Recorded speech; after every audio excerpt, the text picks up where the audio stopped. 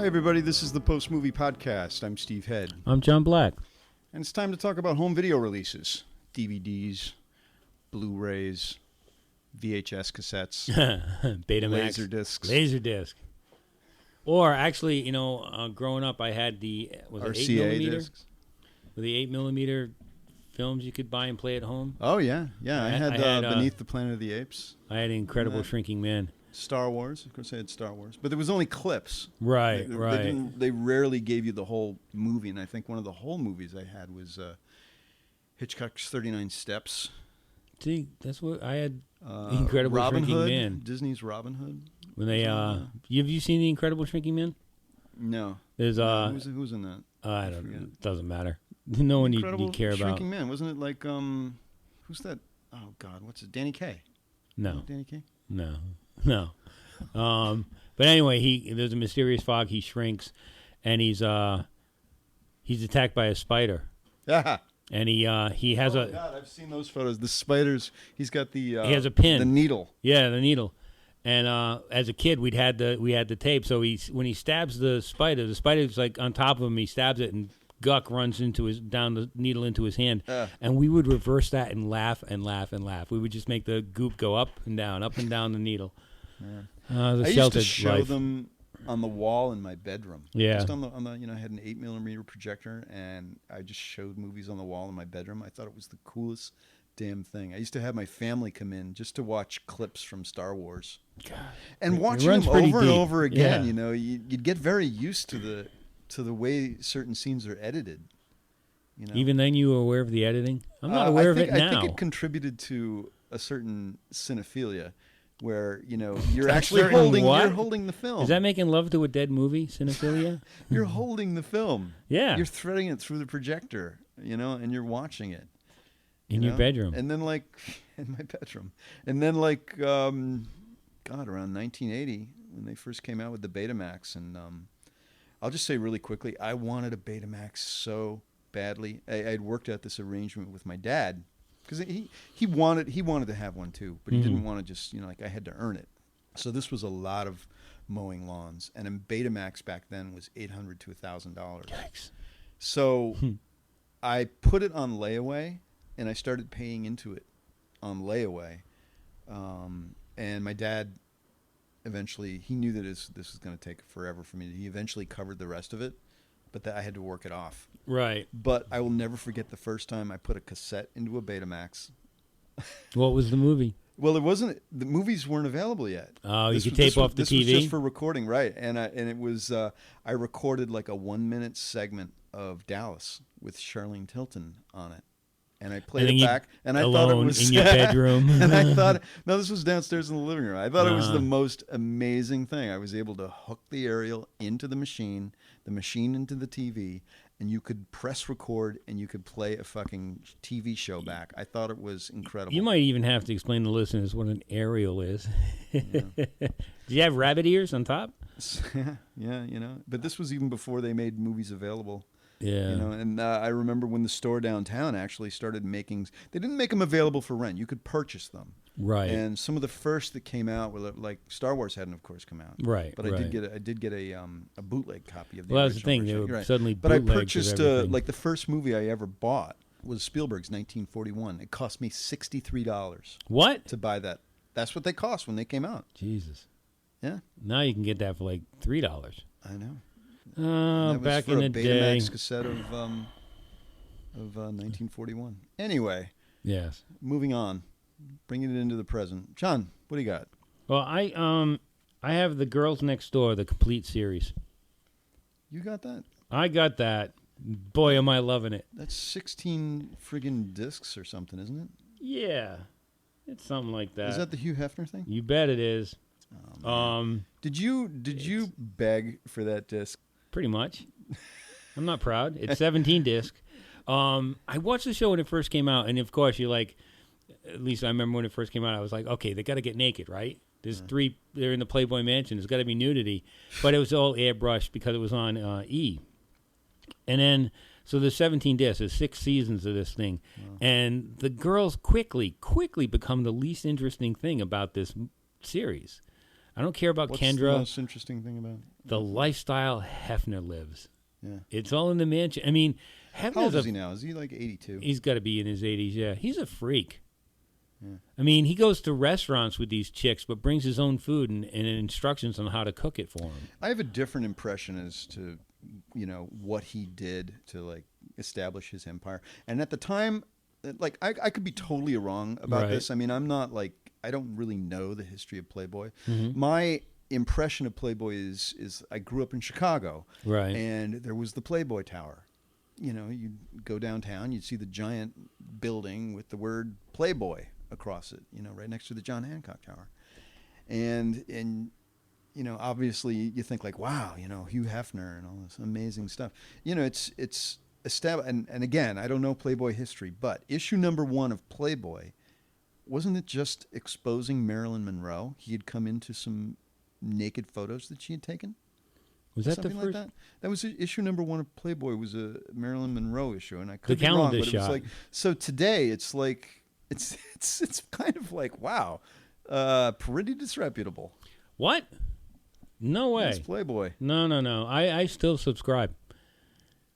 Yeah. But I also subscribe to Mad Magazine, so I kind of lead a sheltered life. And I do read the articles. Now I'm old. I read the articles before I look at the pictures. I don't know. I mean, he was always I think Playboy was able to get some great writers. They've had Right. great writers. Did you see the documentary about Hefner? No. I think that did a good job. Yes, But I had seen that, this issue number 1 of Playboy with Marilyn Monroe, it goes for thousands. Oh yeah. So anyway, it's a series about these 3 girls, his 3 girlfriends, and I cringe every time. Girlfriends. He has 3 girlfriends. In the series. Yeah, they're the girl next door. It's not a play for the series. In real life, he has 3 girlfriends. This is a reality show with his 3 girlfriends: Kendra, Holly, and the other one. Kendra, Holly, and Didn't he used to have a TV show that was like Hugh's Apartment or something like that? Playboy After Dark. Playboy After Dark. Yep, Bridget, Holly, Bridget, and Kendra. Like I said, they're the least interesting things. Yes, they do appear naked in the unedited versions, and that's always a bonus. But like they go into the Playboy suite at the Rio in Vegas, and they just have this obnoxiously wealthy lifestyle, and it just cracks me up. Who else lives like that? Nobody. It's total freaky fantasy stuff. But the thing is, it's I love the fact that the 3 of them are like on the first episode saying, everyone thinks we're gold diggers and sluts. We're not. Yes, they are. These girls would not have careers if they weren't sleeping with an 82-year-old man. I want that set. I'm envious. I bet you do. Yeah. 17 disc of Playboy bunnies. Yeah. So I recommend it. But I don't know if I would spend the $129 for it, although it does last 35 hours. Wow. Anyway, yeah, that's my first pick. Take it from there, Steve. I got a couple new on Blu-ray. A film that I digged. It's 20 years ago. I don't know Rocketeer came out. What film? Rocketeer. The Rocketeer. Oh, you got that on Blu-ray? Yeah. There's nothing special about it other than it's on Blu-ray. Because there's no special features or anything like that. And they're able to market it as being from the director of Captain America. But this is a good film. And I love the soundtrack. And it's out, so... Didn't it bomb when it came out? It did. Yeah. Based on the artwork of Dave Stevens. Disney's The Rocketeer. It was always Disney's The Rocketeer. Yeah. It was like a big flop for Disney. I remember that. I don't really remember the movie. But it's a fine film. Timothy Dalton? Yeah. Right. Jennifer Connelly. Ooh. It can't be all bad. Yeah. Got another one that I digged. You haven't seen it yet, but it's Another Earth. Oh, yeah. I just got it the other day. Yeah. Interviewed the filmmakers when they came to town, Britt Marling and the director, Mike Cahill. Mm-hmm. Good people. Good movie. It's a freaky film. It has this science fiction twist that makes it it's constantly disconcerting. Right. But it's sort of it's about a girl who's trying to come to terms with the fact that she was careless and got into a car accident and that ended up killing a young child. And she's trying to make amends, just trying to get her life back together. She'd spent 4 years in prison for manslaughter. And during this time, there appeared in the sky another Earth. And this Earth is essentially a complete copy of us. It's like parallel universe. Right. They're Earth. up to doing a podcast right now. Right. But it's a complete copy down to the... Exactly. Same people, same everything. And so some of the people in this movie that they think, well, geez, what if my life were just a little tweaked? Is the other copy of me on that planet having just a? What if I bought Apple back when it was a no nothing stock? It's the same histories and stuff like that. So. Huh. It's a quirky film. I digged it. I haven't watched the extra features on it yet. Yeah. But I'm eager to do that. But it's just out on Blu-ray. John, what else you got? Let's see. I want to get this director's name right, and of course, I'm not going to have it on this. Oh boy. Oh yes, it is Takashi Miike, Miike. John. What? Okay. Pronounce it for me. Some of the people listening to this are going. Hi, Brett. They'll be like, "What the Miike? Takashi Miike. What? Say it out loud. Takashi Miike. Miike. Miike. Yes. All right. He did Ichi the Killer, Audition. He did Zebraman, and now we've got Zebraman 2. Zebraman, and I would go back and watch the original because it's fun. It's about a mild-mannered school teacher who dreams of fighting crime, based on a live-action TV series he watched as a kid, Zebraman. He ends up becoming Zebraman, saves the planet from invasion from these really goofy-looking, they're like giant snot monsters. He saves the world. That's how they sold the film. Snot monsters. Yes. It would work. So anyway, Zebraman 2 takes place 15 years later. Zebraman doesn't know he's Zebraman anymore, but it takes place in Zebra City, where for 10 minutes, twice a day, you can commit murder. You can go crazy. The police won't do anything about it. It's Zebra time at 5 o'clock a.m., 5 o'clock p.m. And it's all run by the Zebra Queen, who you learn through this really goofy story that 15 years ago, at the end of the first movie, the bad guys captured Zebraman and put him in a giant centrifuge and spun him around. Flattened about a bit. Spun him around for 5 years. Oh, that'll scramble you. Until you ever do that ride at the amusement park? Oh, like the where the floor falls out? Yeah, I'm trying to think of what it was. Oh, no, I've never done that one. I'd throw up. But anyway, they put him in this giant centrifuge, and it separates his good from evil. So the new Zebraman is all white, all good, and there's a Zebra Queen who's... It's really messed up his soul. All black, right. And they have to battle, of course. Great special effects. Goofy story, but it's worth it. And I was trying to find the woman who plays the Zebra Queen because she is... she's very hot. But in this movie, she's fetishistically hot. There's a lot of leather and, boots and discipline. Fetishishly hot. Right. I like that. So, I had to take it out of my review. But anyway, I think it's the Zebraman movies are fun, so I would recommend it. Cool. Miike. I thought you were Takashi gonna Miike. I thought you were going to talk about Chaos Head. I will eventually. We're just getting started. Yeah. Might as well right now. Okay. Funimation's latest release, Chaos Head. And the type of anime, I digged it. Yeah. Now, I've not seen as many of the episodes as you have, but I liked it's so oriented into like the geekness of being an anime fan because the kid who's profiled, who's the main subject of the series is anime nuts. Yeah, he is. It's like his main character that he loves so much comes to life in his like fantasy world. Well, as the series goes on, though, you start to realize that you don't know if the kid is just fantasizing or if he has serious mental problems. He has a lot of chaos in his head, and the thing I liked about this series is there's a couple of anime is always pretty wild anyway, or good anime to me is visually it's wild. It has the stories can go anywhere they can dream up, but when you get something like this, or do you remember a movie called Paprika? Yeah. You know how wild that gets? Yeah.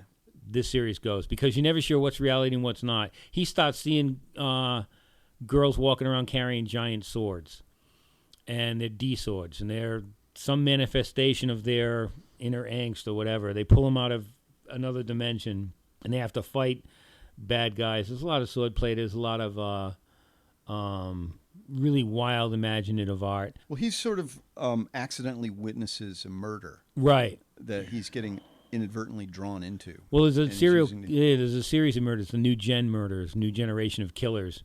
Yeah. Four kids jump off a building. One guy gets impaled by crosses. One guy gets cut in half. People keep dying in it. But he would get an email. He'd be there watching his anime on his computer. He lives in a packing crate. And accidentally click on it. link or something. Yeah, I from- liked where he lived. That was cool. Like on Yeah. top of the building in that. It's like one of those it's shipping like a shipping containers. crate. Yeah. Yeah, where all of his computer stuff is. And but he would get these emails from someone called the general, and it would be a picture of the crime that hadn't taken place yet. Huh. And then he's not sure if he's the general or not, and who's doing all this. And as this, the layers keep building up in a good way, I think. But I was, that's the thing with something like this. What is it? 14 episodes, so 7 hours of anime, and the final episode, kind of a disappointment. Yeah. But I didn't know how else they could wrap it up, to be honest. So, but it's worth it. Definitely worth it. Visually, it's great. I'm looking forward to seeing the rest of it. I won't spoil what happens. Man, I watched Boy Toy. I can't wait to hear what this is.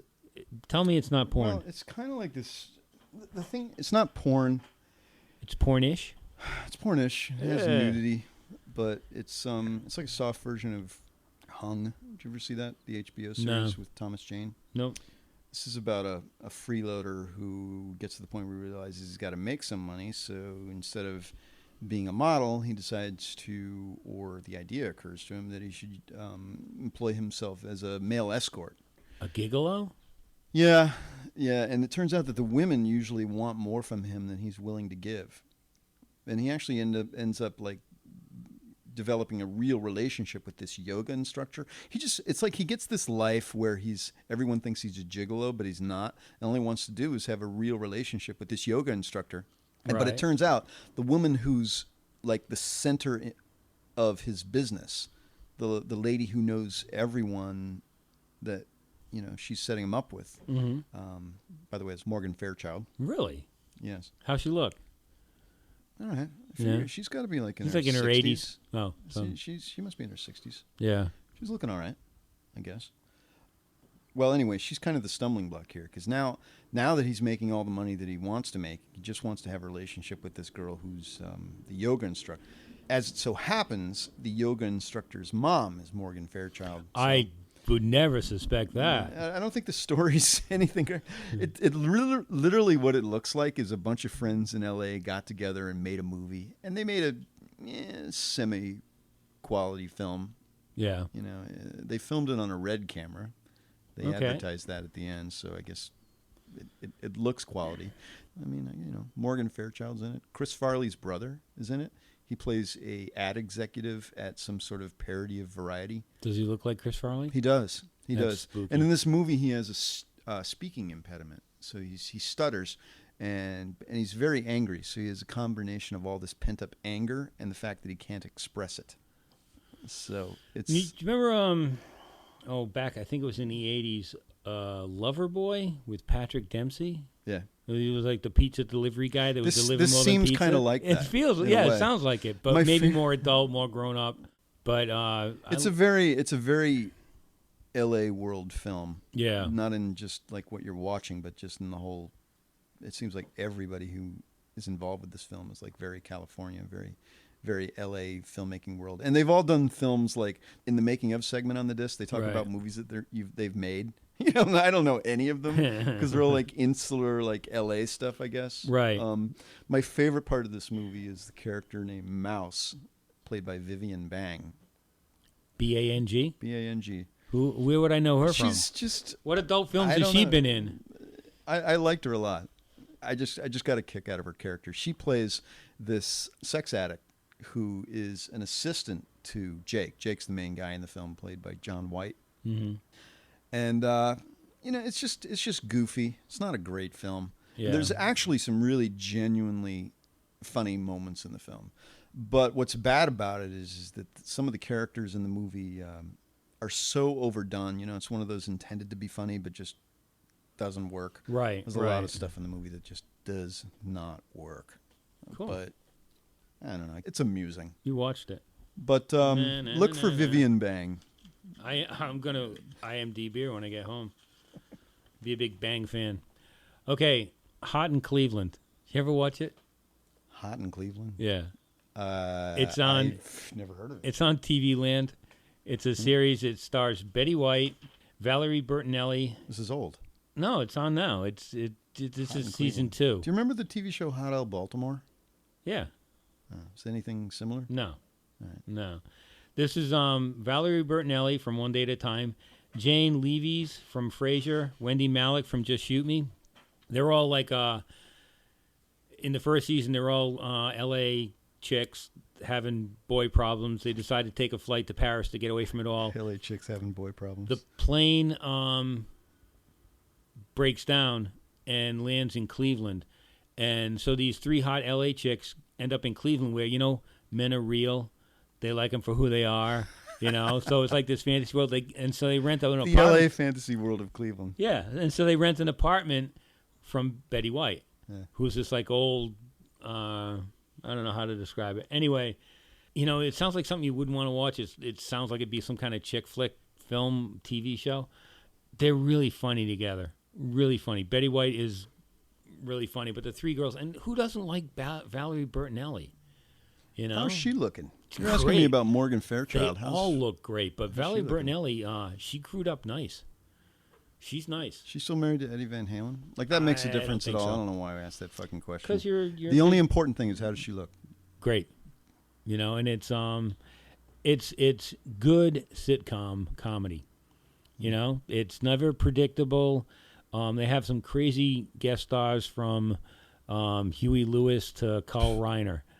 Man, they're bringing it out from the past. They do. Wayne Knight, what plays the neighbor. Shouldn't Wayne Knight still have a career? He does. Now he's turning up in like, oh God, it was like in some ad advertising, the people who live across the hall or something like that. The people, like the minor characters. Anyway, and I thought, Jesus, he used to get some pretty big film roles. Now he's. Well, he was. I think he got typecast as Newman for so long on Seinfeld. Yeah. He's always going to be the neighbor. He's the neighbor in this, but he's a funny guy. Yeah. So yeah, always I would check it out. Neighbor. It's just classic sitcom along the lines of like watching the Lucy, the Dick Van Dyke Show. Funny characters, funny situations. Cool. Really a bright spot on the TV schedule. So I would recommend season 2. Cool. Man, did you watch Dragon Crusaders? No. Well, wait. Yes. The Asylum's Dragon Yes, Crusaders. I did. I have watched my favorite Dragon Crusaders. I have watched my favorite Asylum film. Dragon Crusaders. Yes. Really. I was just very amused by it, by its low production value, by what they were trying to achieve. It worked for me. I completely understand what you're saying. I had a ball watching it. The making of featurette on this disc explained a lot. It's like they had an opportunity to make the film. He knew, the director, Mark Adkins, I forget he did like some Merlin and sorcery flick prior to this. So right. He'd worked with these guys before. He knew that he could hire some actors who also were swordsmen and could ride horses. Mm-hmm. And he knew that he could get these locations in Wales. So he went out, he set it up, he went out to Wales for 2 weeks, filmed this movie in 14 days. Yeah. And for what they did, it's like, wow, he actually made an entertaining fantasy film. What I particularly liked about this film is the actress Cicely Fay. Was she the swordswoman? Yeah. Yeah, with this I don't know quite how to put it, but the movie is a little over-edited when it comes to the action, and there's a little? And there's some moves that she does that are just completely unnecessary, but it's just just there to show us that she can do this. I love the fact that she's combined Middle Eastern moves with a Middle yoga. Ages. Yeah. And I love the fact that there are moves she makes where you go, hey, this medieval sword woman is wearing bicycle pants. Yeah. Oh, right. There are some shots that kind of look like they're going up her skirt. Yeah, but she's wearing bicycle shorts underneath. Yeah, you can't. But really... it cracked me up. Yeah. And the fact that the Crusaders have been put under a curse. She is good as like an action woman. Yeah, that's amusing. The Crusaders have all been put under a curse where if they don't solve the mystery, they're kind of like walking time bombs. Well, they have to save this. They turn into gargoyles. They have to save this princess who was imprisoned on a cursed pirate ship. And everyone that was on that pirate ship, any man that was on that pirate ship at that time, would be at some point susceptible to the curse, where you would either turn immediately into a gargoyle or at some point be turned into a gargoyle. Right. So Cicely Fay, who plays Ariona, I guess she's immune to it. But the other guys would eventually turn It's like zombie They're the gargoyles. worst Once you get transformation bit scenes. by the gargoyle, you become one yourself. It's But hilarious. it's some amusing action. It's Yeah. hilarious, but they actually pulled off a somewhat convincing film. Oh yeah, I've seen worse sword and sorcery movies. I like that in the credits it reads, "Fight choreography for Cicely Faye by Cicely Faye. Additional ADR, Cicely Faye. 2 songs written and performed by Cicely Cicely Faye. You got it. Has she been? She was in. Well, yeah, she was in this British film called Warrioress. No, I mean, which, is she now part of the asylum? Stable of actors. I hope Should to we see her turn it more up? again. I just friended her on Facebook. Really? Yeah. It's a little weird. She's It's a little in this. pervy. Well, no, it's not pervy. She was A little in this pervy. other movie that I was getting emails about called Warrioress. That was filmed, I guess, a year or so ago, and I was getting some emails about publicizing the film or talking about the film, and they talked in the making of. Mark Atkins says, "Well, I saw this film called Warrioress, and I wanted to be introduced to this lady who's doing the action in that film, and so it worked out that he cast her in this." New from the asylum. Cool. I would So watch I'll be getting Warrior updates on her career through Yeah, you will. Facebook She'll be a guest on the show soon, I hope. from London. She's English. What's the cast of English? We can travel, right? Well, we can do telephone stuff. John, you got to get some headphones I have headphones in so my we bag. can do the telephone. I have headphones right there in my bag. All right. I just don't want to listen to myself while Known I'm for talking. a future episode. What else you Yes. got? God bless Ozzy Osbourne. It's Is that what it's called? that's what it is. It's a documentary about Ozzy Osbourne, and I was a fan of Black Sabbath. I've never really been a fan of Ozzy. I hated the MTV show. Yeah. The Osbournes. They really did a lot Um, to take away from his Black Sabbath image. He was out of it for those shows. He Yeah. was so drunk, and now he's 6 years it sober. made Black Sabbath seem less edgy Yeah. and dangerous as they were.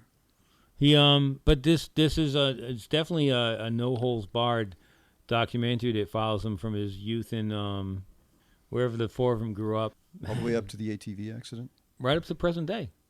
Yeah. I just lots of music, lots of video clips of him playing, but like stories people would tell about him when he was the madman of rock and roll back in the 80s, Crazy Train days. For any time Tommy Lee tells a story about Ozzy that you find totally offensive, and so does Tommy Lee. It's just like, but he was there, and Ozzy's like, well, I was a drunk and an addict. I didn't have any control. Yeah. And now he does.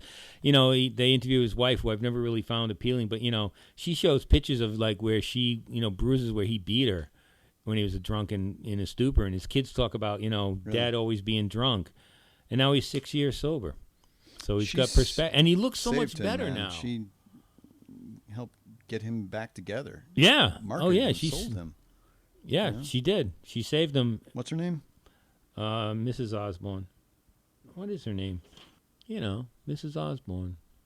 Karen. Kelly. Not Kelly Osborne. Not Kelly, but Sharon Osborne. He's got 3 kids. One of them wasn't on the TV show.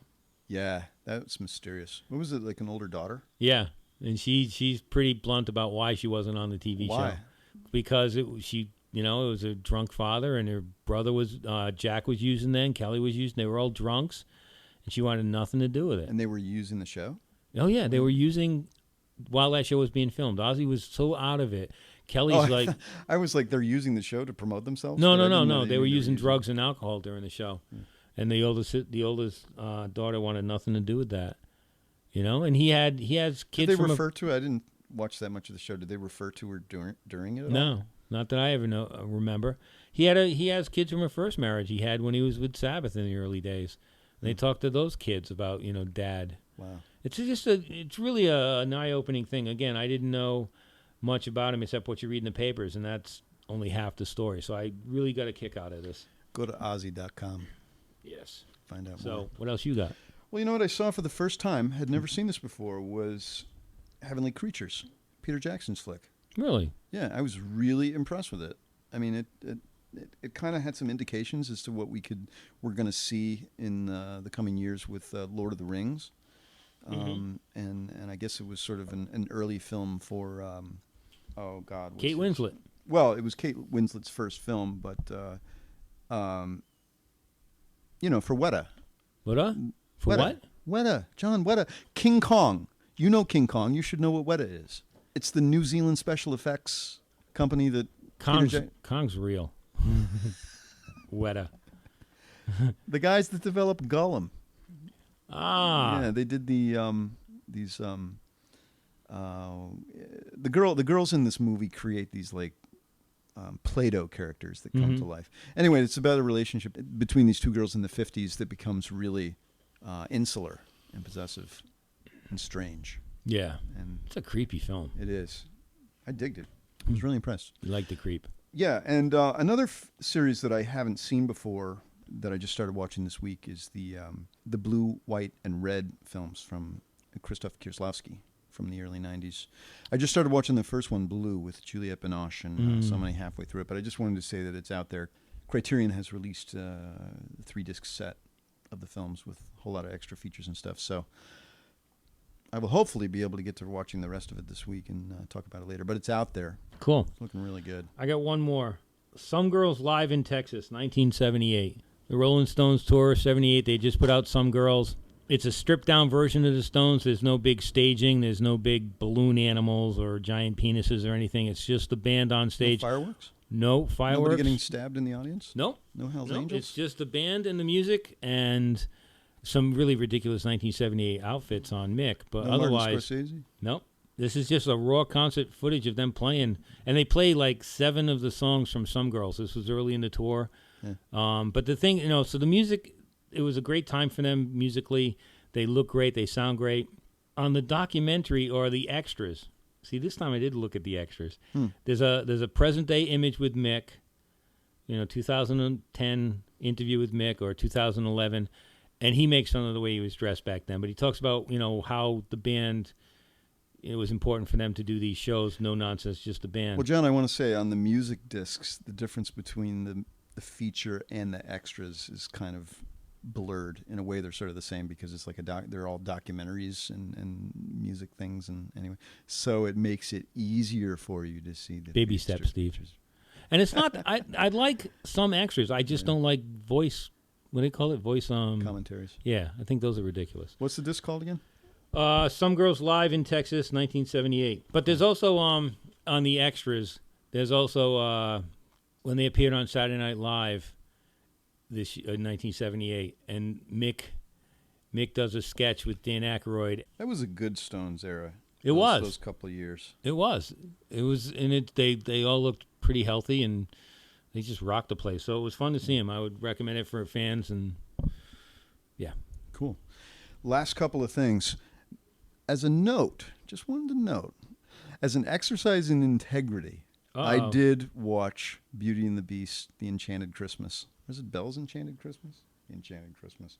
Anyway, I watched it. As it kind of relates in a way to like what we were saying a few episodes back with when they did the Shrek Halloween episode things, that I've kind of developed the idea, as I think many have, that when a studio does one of these direct-to-video or TV special, or I guess in this case direct-to-video things, right, we think that like, oh, it's not the voice cast. Because I think that's what Pixar did when they did like the Toy Story stuff. They put all that stuff out, but it's not the original voice cast. Oh, you mean like the TV shows and the cartoon stuff? So with Belle's Enchanted Christmas, or The Enchanted Christmas, I gotta get the title right. I don't have the disc in front of me. It's the actual voice cast. It's Robbie Benson. It's Angela Lansbury. But I think it's actually Haley Joel Osment plays. Is the voice for Chip. But they've also got David Ogden Stiers as Cogsworth, and Sherry Orbach as Lumiere? Sherry Orbach as Lumiere. Did he pass away? Yeah. Oh, bummer. Yeah, for this movie, they have 2 additional voices. Tim Curry. Yeah, as the bad guy. God, what's his name? Called Forte. Yeah. He plays this cursed pipe organ. Remember that? You saw it, right? Yeah, a while ago. And then Fife. He's like Forte's malevolent little crony. It's voiced by Paul Rubens. Pee Wee Okay. Herman. This isn't even in the advertising. The disc actually had some pretty good making of stuff. There's a featurette on there, which turns out to be more than a featurette. I think the featurette is like, I don't know, 20 minutes. Mm-hmm. But it's got one of these, it's called click the mouse things, where you can, while you're watching the featurette and you can, they're talking about the storyboards, you click on it, then it goes into all these extended interviews. So like you're watching something on the pipe organ, and then you click on it and you get this interview with Tim Curry. Or you click on it and you get this interview with Robbie Benson. I think they might have something close to like an hour's worth of making of stuff on the disc. So I actually thought that was pretty cool. And then there's this, God, man, I didn't know what to make of it. It was like this thing called Sing Me a Story with Belle. Stick to it. Don't give up. That's what it's called. And it's like this half-hour live-action Belle's version of Pee-wee's Playhouse. It's like Belle's Playcastle, where these kids come over to the castle, and this one girl is learning how to play trumpet, and she's having trouble with it, and Belle's encouraging her to stick with it. But it's live action. Right. And so, like, the harp is talking, and the giant book in the wall is talking, and the house comes to life. It was just weird, man. Yeah. So that's like an extra half-hour feature on the disc. I'm going to have to watch that part. I like the weird stuff. It's good for kids. I think I'm going to send it to my niece. She's going to get that in the mail. Sell it to her. No, I'm gonna give it to my niece. 'Tis the season. We also got Ice Age, A Mammoth Christmas, which I watched last night. It was all right. Yeah. And it also features the original voice cast from the film, although they do advertise it this time. So you got Ray Romano, Queen Latifah, Sean William Scott, John Leguizamo, Dennis Leary. Yeah, Dennis Leary as the Sabretooth. What's his name? Fang, something like that. But they have a couple of new additions to this one. Judah Friedlander plays the leader of the Sloth Army, and T.J. Miller, who was in How to Save Your Dragon. Okay. Was that the right title? How to Train Your Dragon. How to Train Your Dragon. And he was one of the... he's just an amusing supporting actor in films like Extract and... what was that runaway train thing? He was one of the train engineers. Oh, the one with Denzel? Yeah, I forget the name of it. Runaway train thing? Unstoppable. Yeah, he plays Prancer. Dancer? Oh, the deer? The reindeer? Prancer, the flying reindeer. It's a short movie. Yeah. It's not even a movie. It's really, it's a TV. It was on TV. It's 25 minutes with 4 minutes of credits. So. It was a TV. It was on TV a couple nights ago. Oh, was it? I interviewed Albert Brooks once, and people were asking him about doing a sequel to Finding Nemo. Yeah. And they're doing a sequel to Monsters, Inc. Well, he Monsters said University. He didn't want to do it. He was pissed because he didn't. I guess he either didn't realize it or didn't like it when he did the contract with Disney. Disney owns the character, not just the look of it, but the sound of it. So any work he did on the voice, Disney is contractually free to hire someone to imitate Albert Brooks to do the voice of Nemo. Well, didn't they do that because they had this Disney closed down 20,000 Leagues Under the Sea in both Florida and Los Angeles. The ride, yeah. And they replaced it with a Finding Nemo ride, with a voice and everything. Right. So they have another voice and whatnot. Or I think it's what is that? That sea turtle. The sea turtle. Turtle man. Through it. But, turtle dude. It's all about Nemo, but I guess perhaps it's not Albert Brooks's voice. But that's why they could do, they do these quick sequels. They can do, when Aladdin came out. You mean right? That's why they did like all the Toy Story stuff? Well, no. So were they going to do some other? Did they want to do another animated thing with Finding Nemo, like a direct-to-video? Well, not just that, but remember, Aladdin sequel. Aladdin came out, right? Yeah. And Robin Williams was the voice of the genie. Right.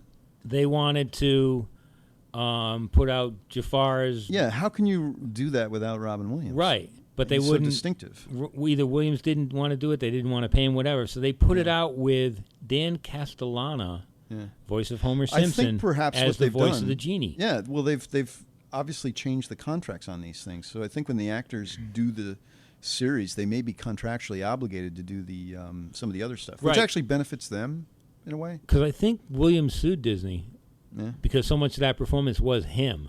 Yeah. So I don't know if that's true or not. Fans can write in and tell me. So Ice Age, A Mammoth Christmas is out, and it has a 2-minute preview for the next Ice Age movie, Continental Drift, which I could kind of tell that there's actually there's kind of a visible difference in the quality of the animation. Right. Did you notice that? I didn't see it. I didn't watch it. I taped. It's funny. Some Yeah. funny stuff. It's only a little more than 20 minutes though. So That's okay. yeah, but are you going to pay $20 for that? No, You know what I mean? it was on TV Like- too. Why would I? I DVR'd it. Well, I'm it's sure it out needs there. to be on Blu-ray. My nephew and my niece are going to get You gonna sell it to them? They're going to get the Bell's Enchanted Christmas and Ice Age. Are you very soon. regifting? What am I? It's not their Christmas present. You know, Why not? it's fun for the kids. Wrap it up. Give it to the kids. I think we're good. Yep. You can listen to all of our episodes online. We're at post-movie.net, which I have redesigned.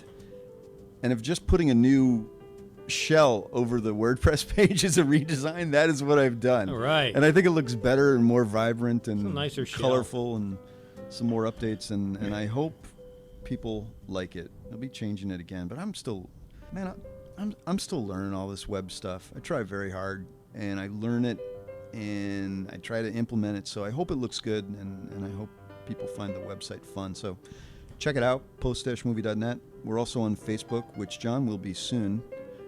I'm already on Facebook. I'm a friend of the podcast. I don't know what else you want me to do. Post a note or something. Let people know that you're existing there on Facebook. Something. And we're on iTunes. If you can subscribe there and leave a review, that'd be great. Yes, it John, would. It would be iTunes. awesome. iTunes, man. And send us an email. Let us know what you think. We're at contact@post-movie.net. So until next time, I'm Steve Head. I'm John Black. So long, everybody. iTunes, man. I'm on iTunes.